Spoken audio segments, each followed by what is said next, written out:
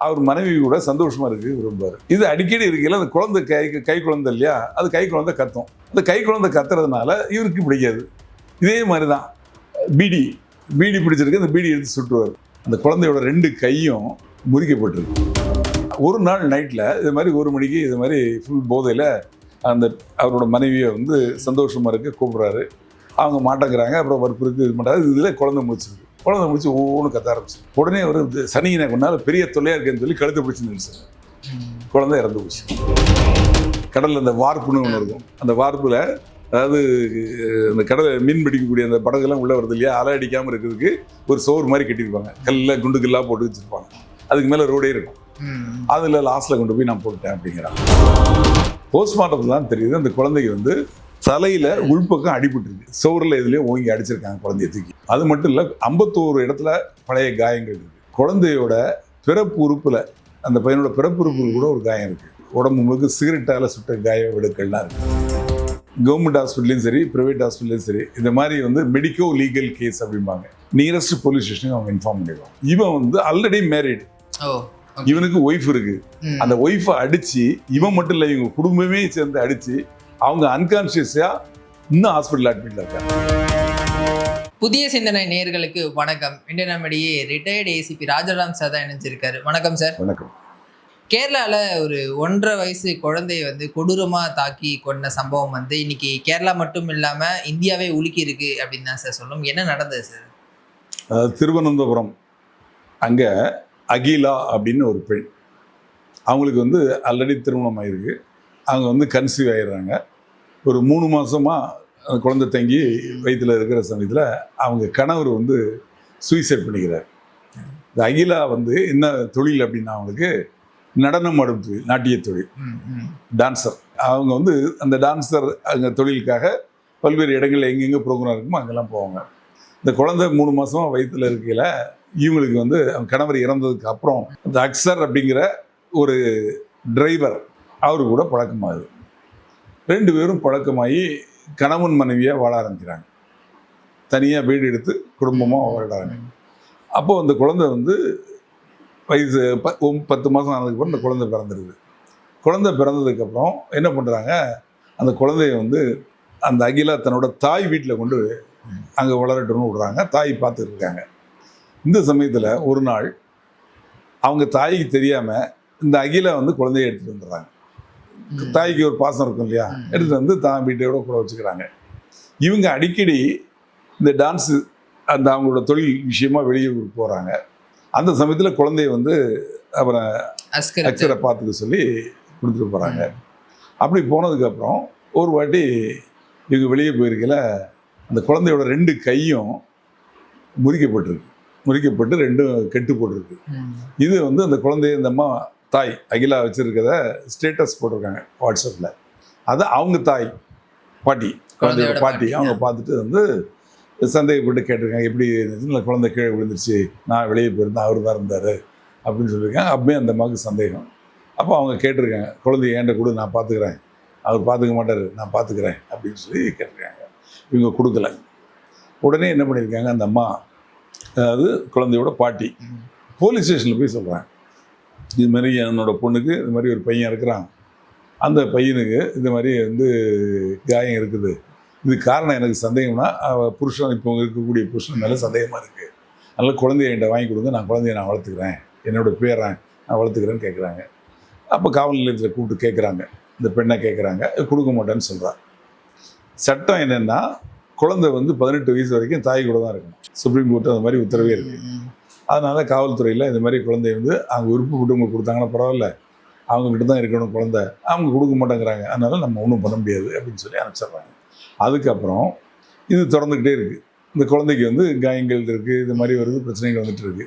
இப்போ சமீபத்தில் தமிழ்நாட்டில் ஒரு டான்ஸ் ப்ரோக்ராம், அதுக்காக அகிலா அங்கேருந்து கிளம்பி குழந்தைங்க இவன்ட்டு விட்டுட்டு வராங்க. வீட்டுக்கிட்டு வந்ததுக்கப்புறம் அடுத்த நாள் வந்து ஃபோன் பண்ணுறான், இதை மாதிரி வந்து குழந்தைக்கு சாப்பாடு ஊட்டையில் தொண்டையில் சிக்கிடுச்சு, அதனால் உடனே ஹாஸ்பிட்டலுக்கு எடுத்துகிட்டு போகிறேன் அப்படின்னு சொல்கிறான். கொஞ்ச நேரம் கழிச்சு ஹாஸ்பிட்டலுக்கு எடுத்துகிட்டு போகிறான், அதுக்கு முன்னாடி குழந்தை இறந்து போச்சு அப்படின்னு சொல்கிறான். அப்போ இங்கேருந்து இந்த அம்மா ரிட்டர்ன் ஆகி கேரளாவுக்கு வராங்க. வந்து பார்க்குறாங்க, அவங்களுக்கும் ஓரளவு சந்தேகம்தான்.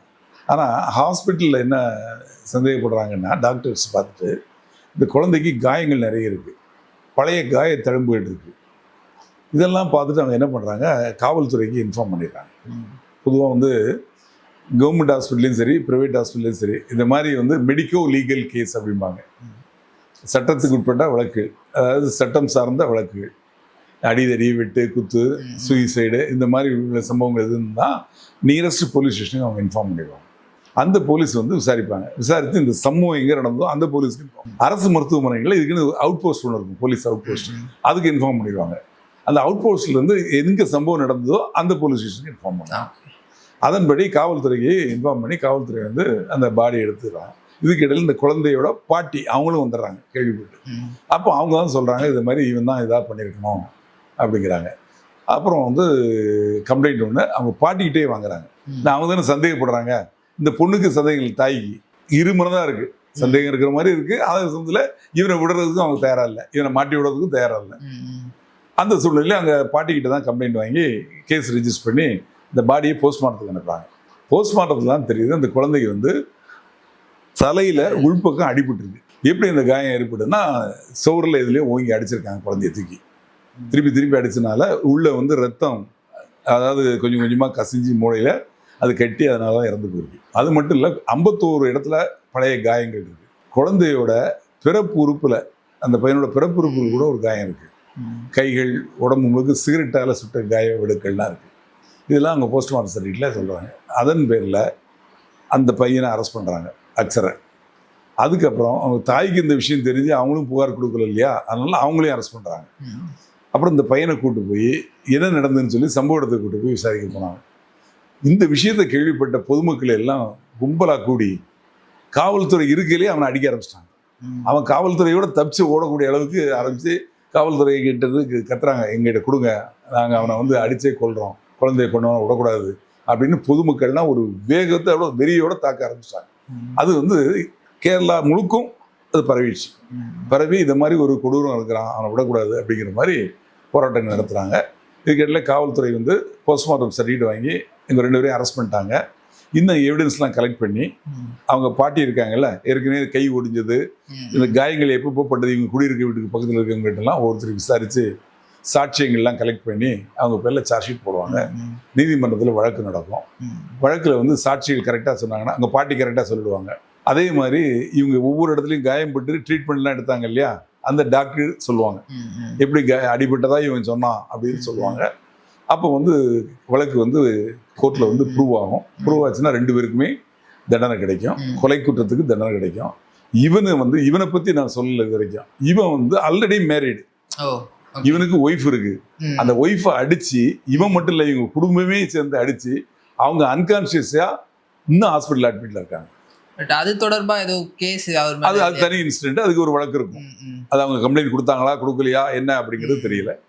ஆனால் இந்த வழக்கை பொறுத்தவரை இந்த கொலை வழக்கில் நிச்சயமாக அவனுக்கு தண்டனை கிடைக்கணும்.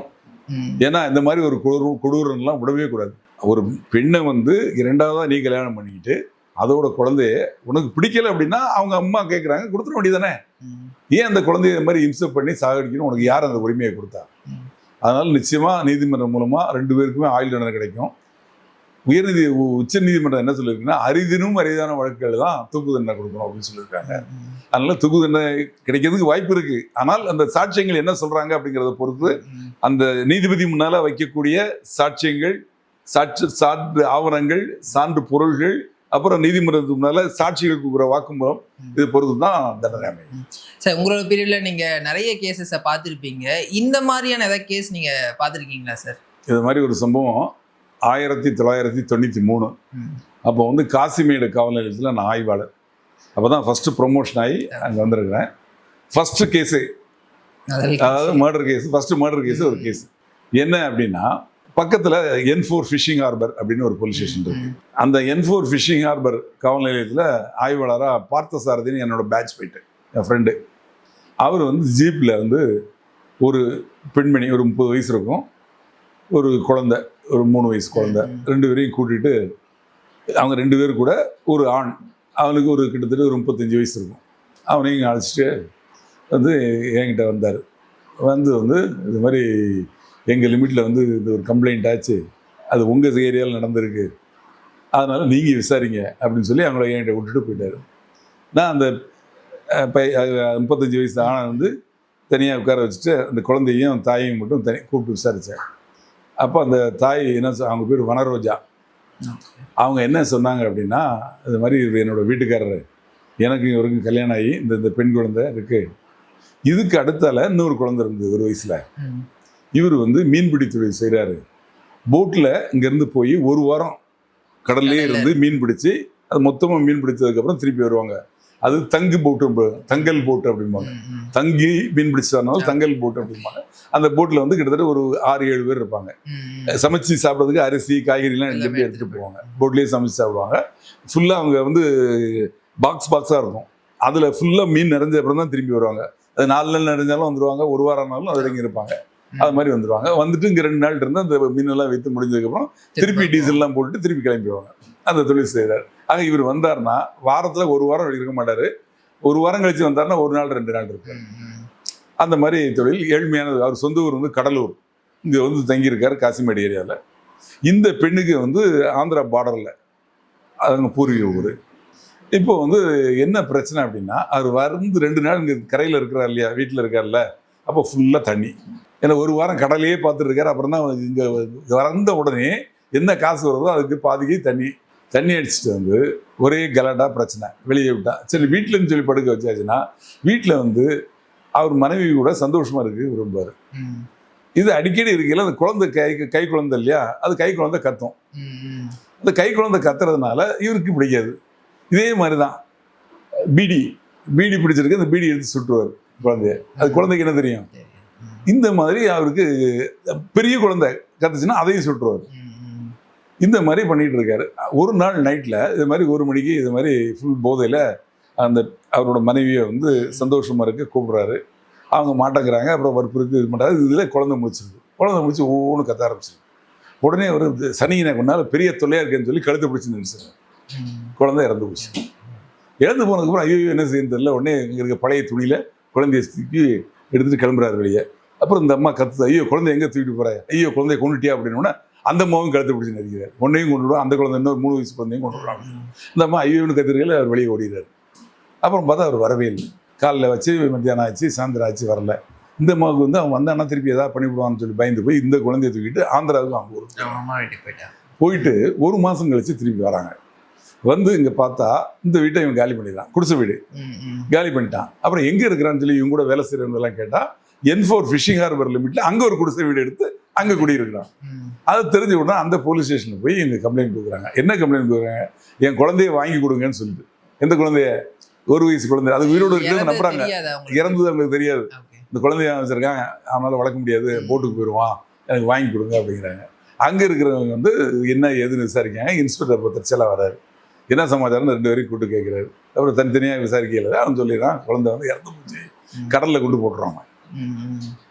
கடலில் அந்த வார்ப்புன்னு ஒன்று இருக்கும். அந்த வார்ப்பில் அதாவது அந்த கடலை மீன் பிடிக்கக்கூடிய அந்த படகுலாம் உள்ளே வருது இல்லையா, அலை அடிக்காமல் இருக்கிறதுக்கு ஒரு சோறு மாதிரி கட்டியிருப்பாங்க. கல்லில் குண்டுக்கல்லாக போட்டு வச்சுருப்பாங்க. அதுக்கு மேலே ரோடே இருக்கும். அதில் லாஸ்ட்டில் கொண்டு போய் நான் போட்டுட்டேன் அப்படிங்கிறான். உடனே இது எங்கே நடந்ததுன்னா எங்கே லிமிட்னு எங்கேண்ட கொண்டு விட்டார். இப்போது அந்த என்ன பிரச்சனைனா, இறந்து போனால் ஒரு கொலை கேஸில் அந்த இறந்து போன உடல் முக்கியம். அந்த உடலை பரிசோதனை PM போஸ்ட்மார்ட்டம் பண்ணணும், உடற்கூறாய்வு பண்ணணும். பண்ணி இந்த டாக்டர் சர்டிஃபிகேட் கொடுக்கணும், இவர் இந்த காயத்தால் தான் இறந்து போனார் அப்படின்னு. இந்த காயத்தை எப்படி ஏற்படுத்தினாங்க அப்படின்னு சொல்லி ஒரு சாட்சி சொல்லணும். இது மாதிரி இருந்தால் தான் கொலை கேஸ் நிற்கும். ஆனால் இங்கே பாடியே இல்லை. ஆனால் அந்த குறிப்பிட்ட நாள் இன்னைக்கு இந்த பெண்ணு அந்த குழந்தை எங்கேன்னு கேட்டு இந்த தாய் வந்து தகராறு பண்ணுறப்போ அவர் கழுத்தை பிடிச்சிருக்காரு. அந்த லேசான நகப்பட்ட காயம் மட்டும் இருந்தது.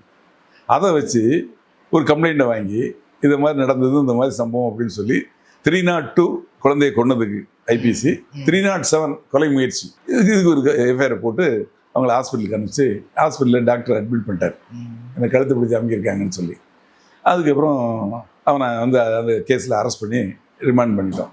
இந்த சின்ன குழந்தைக்கு சூடு வச்ச காயங்கள் இருந்தது, 3 வயசு குழந்தைக்கு. அதையும் டாக்டர்கிட்ட அனுப்பிச்சு டாக்டருக்கு கேட்கல இது சொல்லுது, எங்கள் அப்பா தான் சூடு வச்சாரு, இதை வச்சு பீடியை வச்சாரு, அப்படின்னு சொல்லி அதை சொல்லிச்சு. அதையும் வந்து அவர் பதிவு பண்ணிக்கிறார். ஆக்சிடென்ட் ரிஜிஸ்டர்லேயும் பதிவு பண்ணி அப்புறம் அந்த அம்மா 2-3 நாட்கள் எல்லாம் செக்அப் முடிஞ்சு அனுப்பிச்சி விட்றாங்க.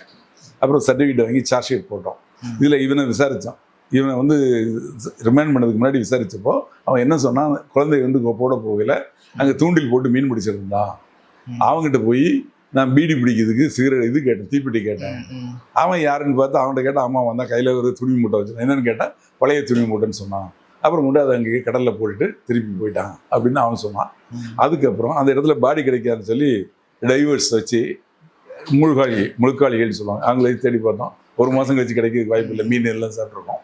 அதுக்கப்புறமா என்ன பண்ணோம், இவனை விசாரிச்சல இவன் ஊருக்கு போகிறதுக்கு கையில் காசு இல்லை. இந்த ஊர் தலைவரை வந்து தெரிஞ்சவர். அவரை போய் கேட்டு எனக்கு 500 ரூபா கொடுங்க அப்படிங்கிறான். ஏன்டா என்ன விஷயம், நீ வேலைக்கு போறியா அப்படின்னு கேட்டால் இல்லை ஊருக்கு போக வேண்டியிருக்கு கொடுங்கன்னு சொல்லி 500 ரூபா கேட்குறான். எதுக்கு இப்போ அவனுக்கு அவங்க 500 ரூபான்னு கேட்டால் இந்த மாதிரி குடும்பத்தில் தகராறு, நான் ஒரு தப்பு பண்ணிட்டேன், குழந்தைய இது மாதிரி ஐயோ போலீஸ் நான் சொல்கிறேன், ஐயோ காயில் வேலை விழுந்து என்னை விட்டுருங்க நான் ஊருக்கு போகிறேன்னு சொல்லி 500 ரூபா வாங்கிட்டு போயிடுறான். அவரு சொல்கிறாரு இதுக்கு வந்து எக்ஸ்ட்ரா ஜுடிஷியல் கன்ஃபெஷன் பேர்.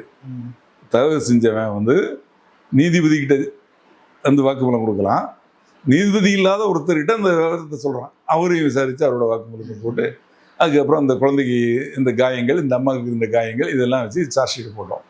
இதில் என்னென்னா 302ல் பாடி கிடைக்கல எதானால ப்ரூவ் பண்ணல. அதில் அரசு ஒருத்தர் வைக்கல. ஏன்னா நடிகர் விஜயகாந்த் இருந்தார்ல, அவரோட மச்சின முத்துராமன் சொல்லிட்டு அவர் தான் அந்த வழக்கில் வாதாடினார். அதுக்கப்புறம் 307 கொலை முயற்சி வழக்கில் அவனுக்கு 10 ஆண்டுகள் தண்டனை கொடுத்தாங்க. 10 ஆண்டுகள் தண்டனை கொடுத்து ஜெயிலுக்கு போயிட்டான். அதே காவல் நிலையத்தில் 93, 93, 94, 95, 96 வரைக்கும் நான் இன்ஸ்பெக்டராக இருக்கேன். 95ல் வந்து திடீர்னு அந்த குடிசை பகுதியில் ஒரு இடத்துல மொத்தமாக தீப்பற்றி எரியுது. ஒரு 10 குடிசைக்கு மேலே எரிய ஆரம்பிச்சு. அதே பகுதியில் உடனே ஓடி போய் ஃபயர் சர்வீஸில் வச்சு அணைச்சி எல்லாம் இது பண்ணி பார்த்தாச்சுன்னா எங்கே இருந்துடா தீ வந்ததுன்னா இந்த ஐயப்பன் வீட்டில் இருந்தான் வந்து. இவன் பேர் ஐயப்பன். ஐயப்பன் தான் ஜெயிலில் இருக்கிறனால நான் தான் தண்டனை வாங்கி கொடுத்தான். இல்லை வந்துட்டான் சார், அப்பீல் பெயிலில் வந்திருக்கான். அவன் தான் குடி போதையில் ஏதோ பிடிச்சிட்டு பிடிஎஸ் சிகரெட்டே போட்டு அங்கே தான் பற்றிச்சிட்டாங்க. அப்புறம் அவனை தேடி பிடிச்சி பார்த்தா இருக்கிறான். என்னடா பண்ணேன்னா போதையில் வந்து பீடியை பிடிச்சி போட்டான் சார் அப்படின்னா. அதனால 10 குடிசை எரிஞ்சு போச்சு. இப்போ அதுக்கு ஒரு எஃப்ஐஆர் போட்டு ஆல்ரெடி கொலை வழக்கில் இவனுக்கு தண்டனை கொடுத்துருக்காங்க. கொலை முயற்சி வழக்கில் 10 ஆண்டுகள் தண்டனையில் உள்ளே இருக்கிறவன் அப்பீல் பெயிலில் வந்திருக்கான். வெளியே வந்த அப்புறம் 100 குற்றத்தில் ஈடுபட்டிருக்கான். தீ வச்சுட்டான், 10 குடிசை எரிஞ்சு போச்சு. அதனால அவனுக்கு அந்த பெயிலை கேன்சல் பண்ணுங்க அப்படின்னு சொல்லி ஹைகோர்ட்டில் எழுதி கொடுத்து அப்புறம் அவனுக்கு பெயிலை கேன்சல் பண்ணி இந்த வழக்கில் உள்ளே இருந்து கேஸ் நடத்தி அதுலேயும் தண்டனை வாங்கி கொடுத்தோம். இந்த வழக்கு வந்து 95ல் நடந்தது. 96ல் அதுக்கு தண்டனை வாங்கி கொடுத்தோம். இப்போ நீங்கள் சொல்லுறது ஒரு 33 வருஷத்துக்கு முன்னாடி இந்த ஒரு இன்சிடென்ட் நடந்தது. ஏன்னா என்னோட முதல் கொலை வழக்கு. அதாவது நான் வந்து ஆய்வாளர் தான் கொலை வழக்கு வந்து விசாரிக்கணும். முதல்ல நான் விசாரித்த ஆய்வாளராக மாறி, அதாவது ப்ரொமோஷன் ஆகி நான் விசாரித்த முதல் கொலை வழக்குனால அது பேர்ல இருந்து எல்லாமே கரெக்டாக ஞாபகம். ஆனால் இது தொடர்ந்து இப்போ 33 வருஷத்துக்கு முன்னாடி அந்த மாதிரி விஷயம் நடந்திருக்கு. இப்போவும் இந்த காலத்துலேயும் இந்த மாதிரியான விஷயங்கள் தொடர்ந்து நடக்குதே சார், அதுக்கான காரணம் என்ன சார்? அதாவது குற்றவாளிகள் மாறலாம், குற்றங்கள் மாறாது. எத்தனை ஆண்டுகளானாலும் எத்தனை தலைமுறை ஆனாலும் குற்றங்கள் இருக்கும். கொலை தான். ராமாயண காலத்தில் என்ன நடந்தது, பிறன் மனைவியை கவர்ந்து தூக்கிட்டு போனான்ல, அது அன்னைக்கும் நடந்தது, இன்னைக்கும் நடக்குது. மகாபாரதம் என்னது, எல்லாம் பங்காளி இவன் நிலத்தை அவன் பிடுங்கிட்டு அவனை விரட்டி விட்டான். அதை கேட்டு சண்டை. ஆக இந்த குற்றங்கள் வந்து இதிகாச காலத்திலே இருக்கு.